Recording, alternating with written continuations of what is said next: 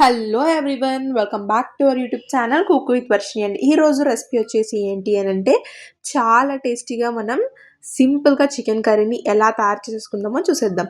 ఈరోజు మన ఇంట్లోనే చాలా సింపుల్గా చాలా టేస్టీగా ఉండే హోమ్ మేడ్ చికెన్ కర్రీని ఎలా చేసేసుకోవాలో చూపిస్తున్నాను. ఇది నా స్టైల్ రెసిపీ అని నేను మీ అందరితో షేర్ చేసుకుంటున్నాను. మీరు కూడా కంపల్సరీ ట్రై చేసి కామెంట్ బాక్స్లో మెసేజ్ చేయండి.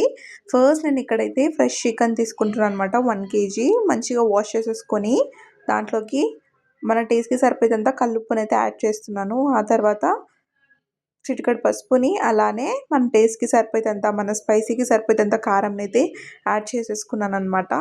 ఆ తర్వాత ఒక టేబుల్ స్పూన్ ఆఫ్ ఆయిల్ వేసేసుకొని మంచిగా కలిపేసుకొని మ్యాగ్నేట్ అయితే చేసేసుకొని మనం లేదా 20 మినిట్స్ ఫ్రిడ్జ్లో లేదా మనం బయట ఒక 30 మినిట్స్ పాటు పెట్టేసుకుంటే మంచిగా మ్యాగ్నేట్ అయిపోతుందన్నమాట.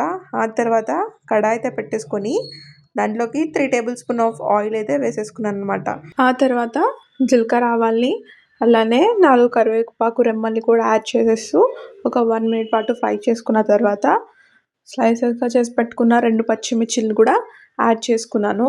ఆ తర్వాత మనం మ్యాగ్నేట్ చేసి పెట్టుకున్న చికెన్ని మొత్తం ఇక్కడ యాడ్ చేసేసుకొని మంచిగా కుక్ అయితే చేసేసుకోవాలన్నమాట.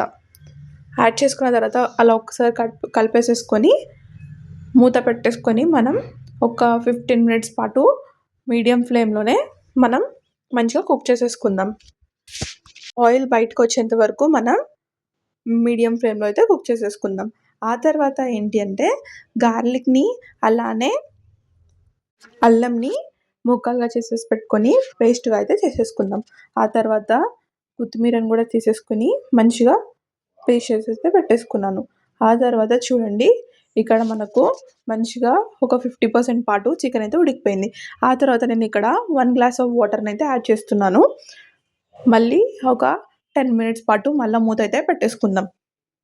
ఆ తర్వాత మనం ఇక్కడ పేస్ట్ చేసి పెట్టుకున్న అల్లం వెల్లుల్లి పేస్ట్ని అలానే కొత్తిమీర పేస్ట్ని యాడ్ చేస్తున్నాను అనమాట.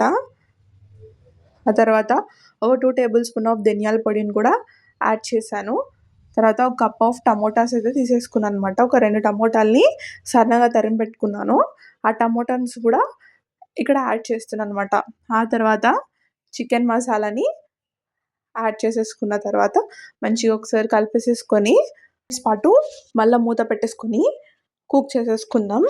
ఆ తర్వాత మళ్ళీ మూత తీసి చూస్తే చూడండి, చాలా పర్ఫెక్ట్గా కుక్ అయిపోయిందనమాట. ఆ తర్వాత మనం స్టవ్ ఆఫ్ చేసేసుకొని సర్వింగ్ ప్లేట్లో సర్వ్ అయితే చేసేసుకుందాం. చూడండి, చాలా అంటే చాలా పర్ఫెక్ట్గా కుక్ అయిపోయిందనమాట. చాలా అంటే చాలా ఈజీగా, టేస్టీగా అండ్ క్విక్గా మన చికెన్ కర్రీ అయితే రెడీ అయిపోయిందనమాట. ఎటువంటి బయట మసాలాస్ లేకుండా చాలా చాలా టేస్టీగా అయితే చికెన్ కర్రీ రెడీ అయిపోతుంది అనమాట. చివరిగా మనం కొత్తిమీరతో గార్నిష్ చేసేసుకొని సర్వ్ అయితే చేసేసుకోవాలి.